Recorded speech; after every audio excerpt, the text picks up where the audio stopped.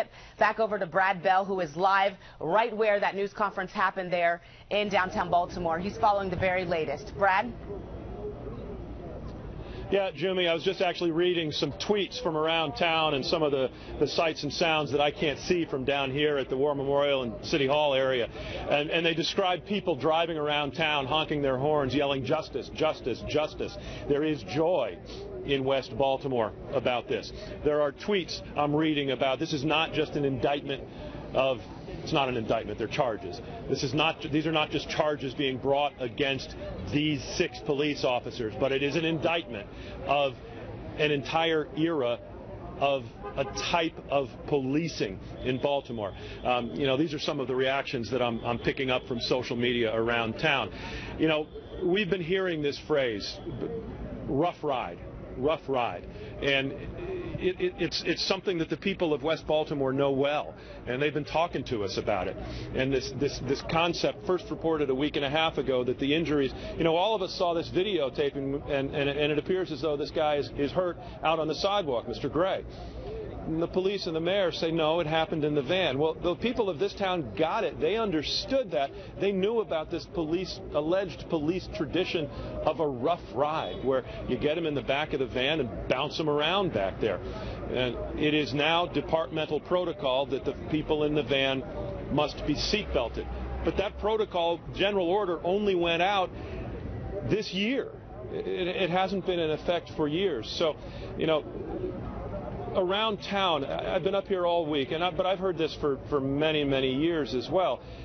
People have said this is just a standard practice for the police in West Baltimore. It's almost a street justice administered by the police, and that's what they've been upset about. No one is condoning any of the violence at all. It was terrible. We had rocks thrown at us. We were in the middle of it the other day. Burning businesses has only hurt the communities where these folks live. But it is an indication of just how much anger there was. And to hear now that these charges have been filed against these officers, there is a sense that justice is being done, as we started at the top of this conversation by saying people are waving their fists as they drive around town saying justice, justice, justice. It's what they're looking for. I'm going to peek because I hear a little bit of noise off in the distance. There was a young man who had a bullhorn, and when we played that sound from Ms. Mosby and she said, we're going to charge, you heard a guy yell, yes! Well, that was this young man who has the bullhorn, and he is now circling the neighborhood, town crier fashion, making the announcement as well and saying justice needs to be done. For the Baltimore Police Department, this is tough.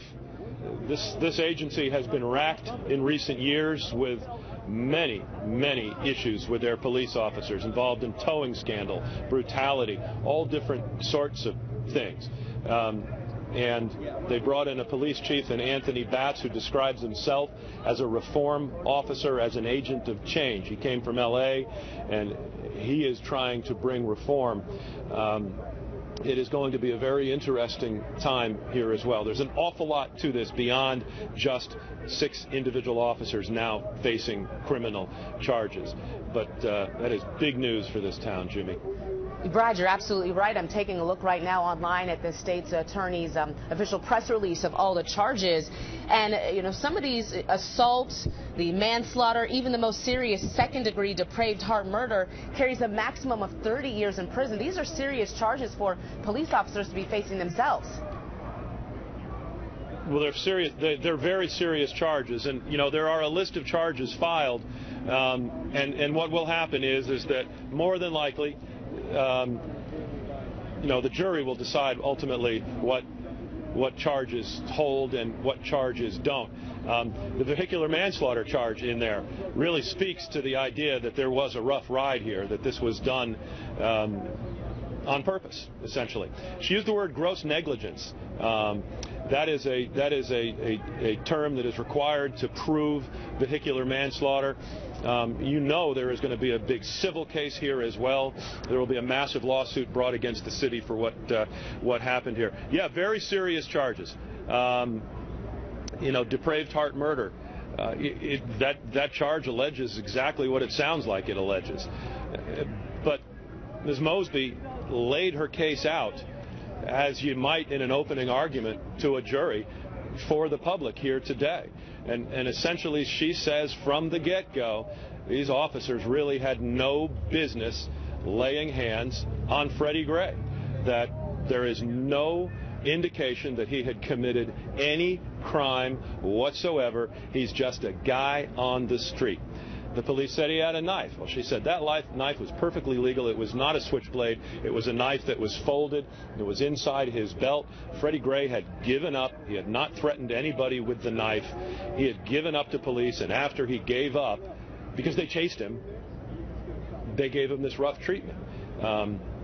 And that's what so angered people up here, because they believe if a police officer can look you in the eye and you're uncomfortable with it and you move away from him quickly and he can chase you and do this to you, it can happen to anybody.